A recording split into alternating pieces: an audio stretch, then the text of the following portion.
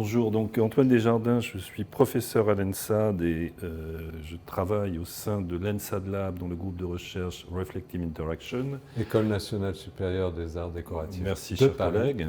Voilà. Sur les questions précisément de 3D, d'impression 3D et 4D. Alors moi je suis artiste sculpteur, donc évidemment ce qui m'intéresse dans cette question d'impression 3D et des matériaux 4D, c'est ce que ça implicitement porte comme évolution sur les formes et sur les technologies et sur les capacités en fait, de la sculpture, dans le sens très très large du terme, hein, et sur évidemment tout ce qui est interaction, interagissement avec l'extérieur, entre matériaux, etc. Voilà.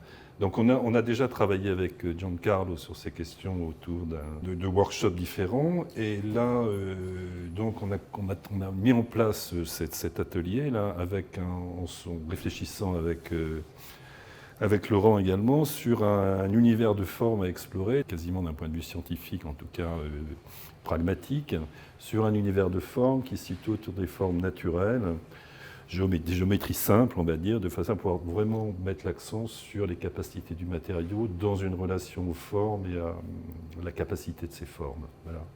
Donc on a fait différentes expériences, en 3D, enfin j'étais extrêmement rapide, différentes tentatives d'impression de différentes formes, vous pouvez interagir les ferrofluides.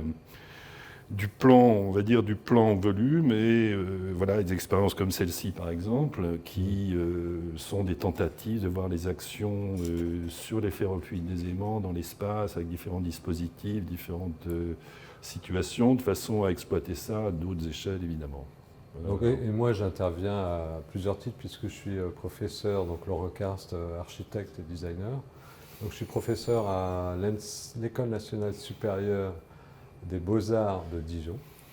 Voilà, et j'interviens au sein également de la chaire Arts et Sciences, et je porte un collectif avec Jean-Marc Chômage qui s'appelle Labo Factory. Voilà. Et au sein de cette expérience autour du symposium de la chaire Arts et Sciences, l'idée c'est de concevoir des objets qui deviennent des sujets en fait, des sujets sollicités par des environnements qui peuvent être des champs magnétiques, des changements de température, des changements d'atmosphère.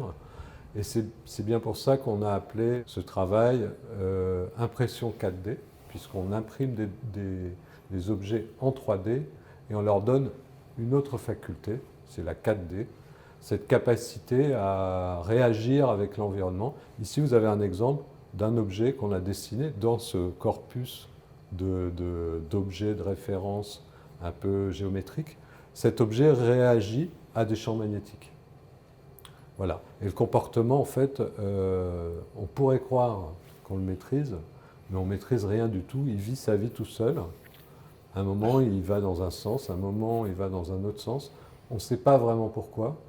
Et la question philosophique, finalement, de ça, c'est que on sait bien peu de choses par rapport à nous, humains, comment on interagit avec l'environnement. C'est un peu une petite leçon pour dire, oui, on croit qu'on y arrive à s'intégrer parfaitement dans notre environnement, mais en fait pas du tout. Il y a plein d'aléas, plein d'inconnus qui sont encore là et que, à travers ces petites choses, on essaye d'appréhender. Ouais.